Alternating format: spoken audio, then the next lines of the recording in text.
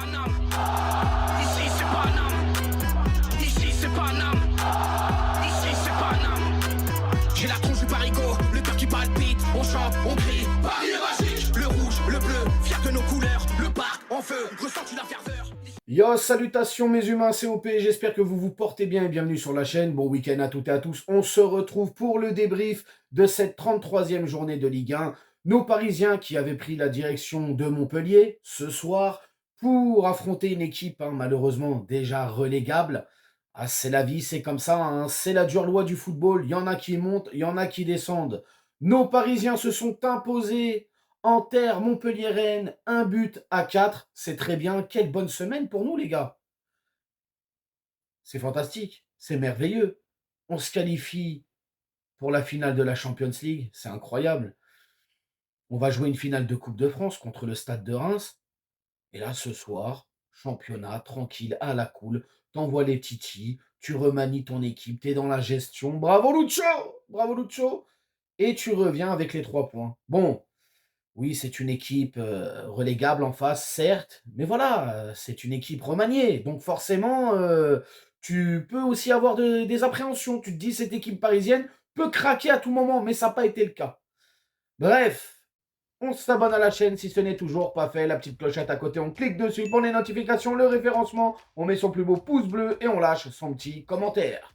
Alors, petit changement tactique au niveau du 11 de départ ce soir, puisqu'on a évolué en 3-4-3 avec le grand retour de Arnaud Tenias dans les cages, qui a fait un super match. Ensuite, il est accompagné devant lui de cette fameuse charnière centrale de 3 défenseurs, Hernandez à gauche, Tapé à droite, et dans l'axe Beraldo, le milieu de terrain, Zahir Emery, Lee, Doué et Mayoulou, et l'attaque, Barcola, Ramos dans l'axe, et le jeune Titi Mbaye. Alors, tout de suite, on a vu quand même le Paris Saint-Germain qui avait cette envie d'aller presser très haut les Montpelliérains et même vice-versa, les Montpelliérains aussi qui allaient chercher très haut les Parisiens. Mais tout de suite, on a mis le pied sur le ballon, on a commencé à faire tourner. J'ai trouvé une équipe parisienne qui prenait bien la largeur.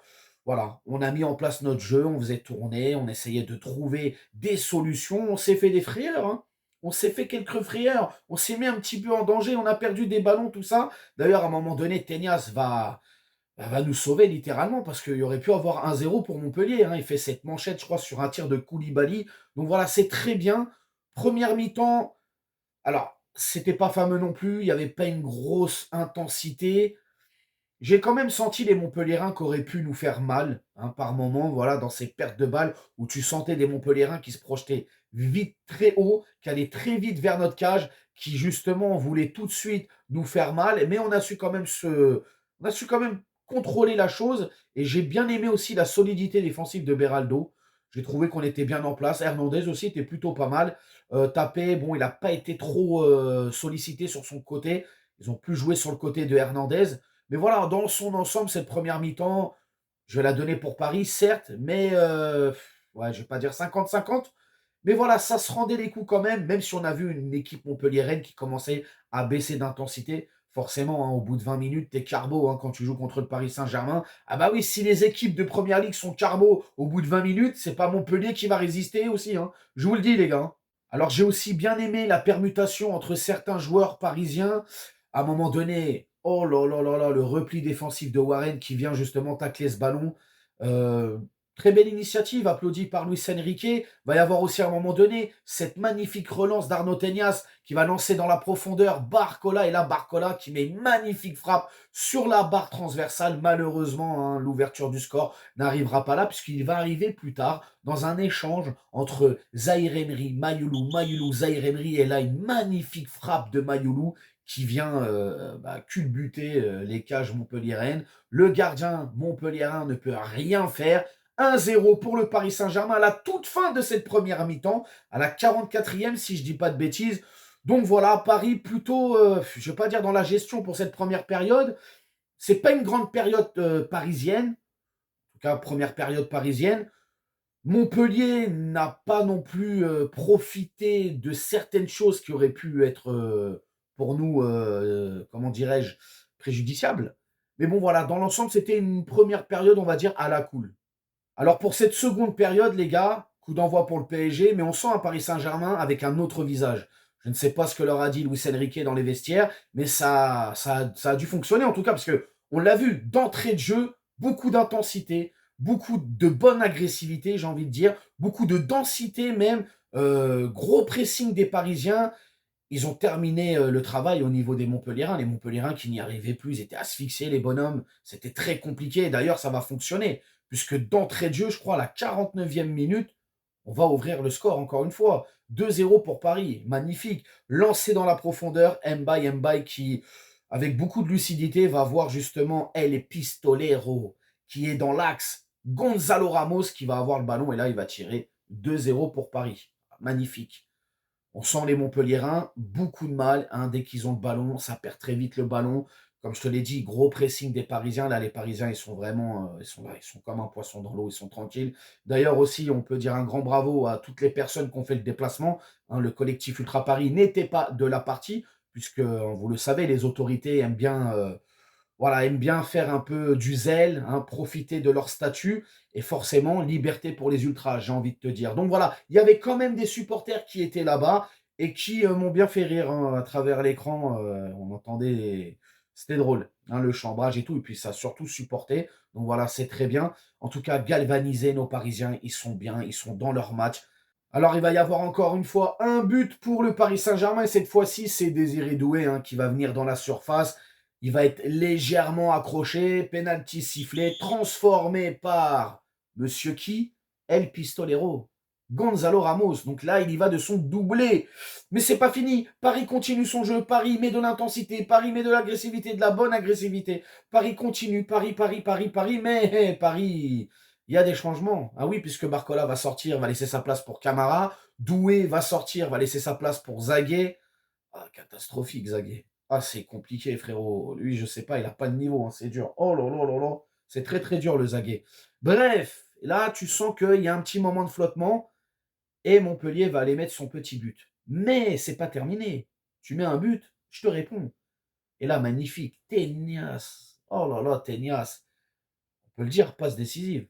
Clairement, Teignas qui fait une passe décisive, une grande relance, une grande transversale à Gonzalo Ramos. Gonzalo Ramos, tac, contrôle, il se retourne, sous la Lulu. De l'autre côté, côté opposé, magnifique.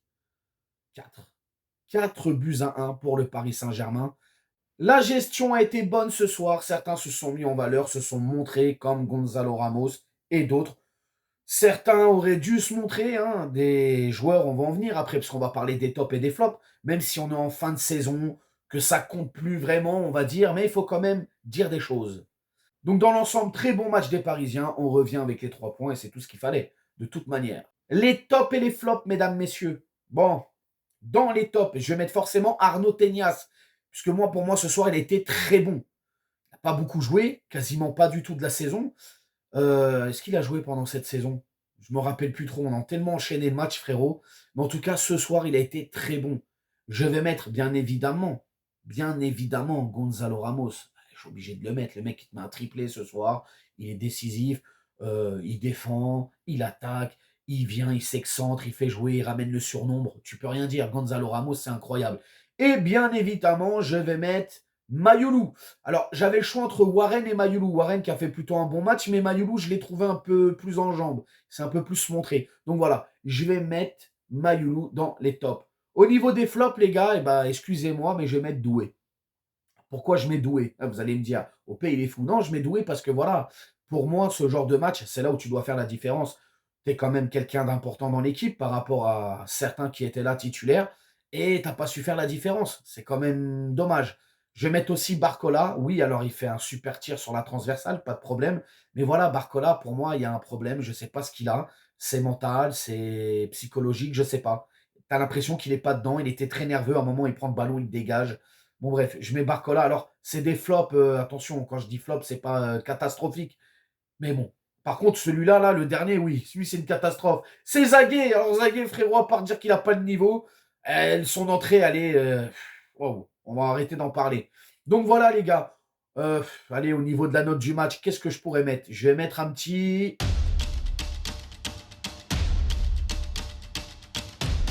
un 7 sur 10, tranquillou, pour la note du match. Je pense que c'est très raisonnable. mes humains, je pense que vous êtes comme moi, hein, vous êtes dans cette euphorie.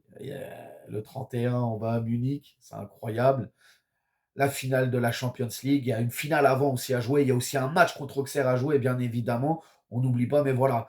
Ah, on est en train de vivre des jours heureux, là, les gars. Et on espère que ça va très bien se finir, tout ça. Vraiment, vraiment, vraiment. Bref, vous allez me dire dans les commentaires comment vous avez trouvé ce match face à Montpellier, ce que vous avez aimé, pas aimé, vos tops, vos flops, la note du match aussi. Hein, t'es peut-être pas d'accord avec moi, peut-être que la note peut être en dessous ou au-dessus. Tu mets ta note, tu fais ce que tu veux dans les commentaires. N'hésite pas à t'abonner, partage, like, les gars, donnez de la force, hein, ça fait toujours plaisir. Et puis nous, on se retrouve bien évidemment pour un peut-être avant-match contre Auxerre, si j'ai le temps. Sinon, on se retrouvera en direct du Parc des Princes pour vivre ensemble cette remise du trophée et, qui sait, la victoire du PSG face à Auxerre. Ciao, ciao! Nique sa mère, les footix, c'est l'UTES que j'incarne. Paris capitale et la Liga capitule. On voit toute ton équipe face à Navas, c'est ridicule.